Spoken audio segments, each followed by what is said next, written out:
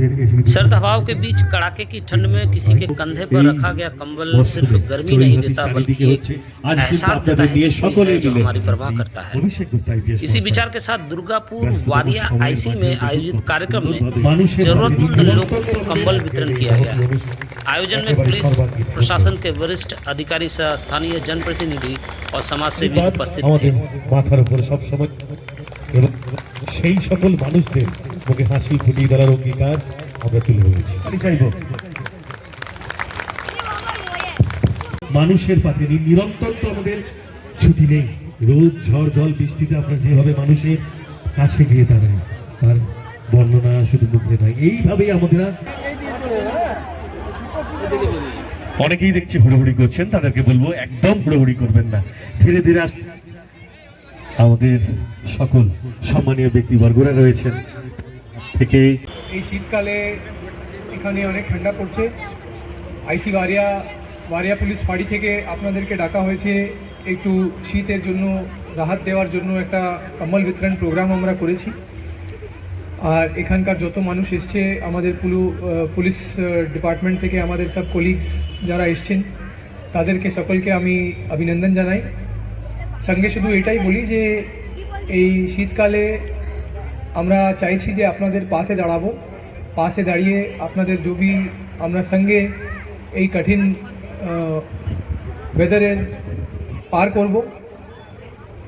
আর একটা ছোট জিনিস আরও বলতে চাই যে আমরা যখন দেখি যে কোনো মানুষ শীতকালে কারো কোনো রকম সহায়তা দরকার, তো কোনোভাবেই যদি আমরা সহায়তা করতে পারি, কোনো কাপড় দিয়ে, কোনো চটি দিয়ে, কোনো কম্বল দিয়ে, এটা আমরা চেষ্টা করি যে আমরা সবসময় যত তাড়াতাড়ি সম্ভব করতে পারি সব জায়গা থেকে।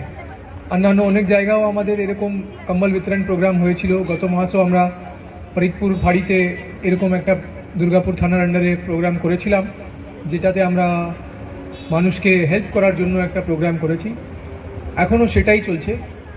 তো আমার আপনাদের সকলকে একটা এই অনুরোধ যে যেভাবে আমরা চাইছি যে সকলের পাশে দাঁড়ানো, আপনারাও আমি চাইছি যে আপনারাও সকলের পাশে দাঁড়ান। যদি আপনি দেখেন কারো এরকম অসুবিধা হচ্ছে বা শীতের জন্য কোনো অসুবিধা হচ্ছে, কাপড়, কম্বল, চটি যদি এরকম কিছু লাগে তাহলে তো আপনারা যদি করতে পারেন তো করে দেবেন, নেই তো এখানেও থানাতে ফাঁড়িতে আপনারা বলে দেবেন, আমরা সেরকম প্রয়োজন করে দেব। আর শুধু এটা মানুষের জন্য নেই, এটা আশেপাশের কুকুরদের জন্য, বিড়ালদের জন্য এটা আপনাদেরকে এখন আমরা সকলই করব। আর আপনাদেরকে অনুরোধ করব যে এটা করবেন।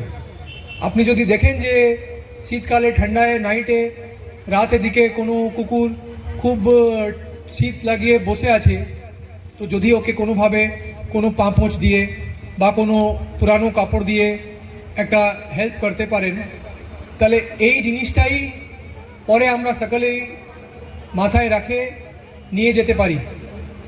আর এখানে আর কিছু নেই, এটা আমরা দিচ্ছি আপনাদেরকে, এরকম কিছু নেই, এটা আমরা সকলেই আপনাদের পাশে দাঁড়াচ্ছি।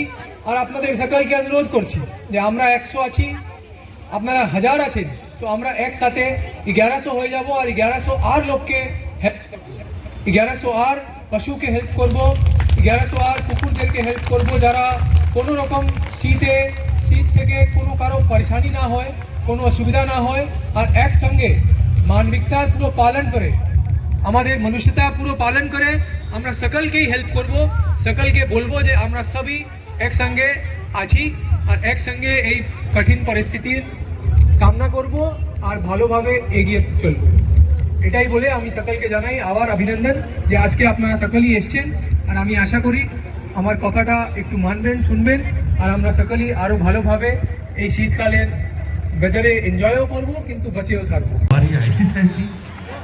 এত বড় অনুষ্ঠান সকলের মাঝে নিয়ে এসছেন, তার দীর্ঘায়ু কামনা করলাম। ভালো থাকুন স্যার, সুস্থ থাকুন, এইভাবে মানুষের পাশে থেকে কাজ করে যাবেন।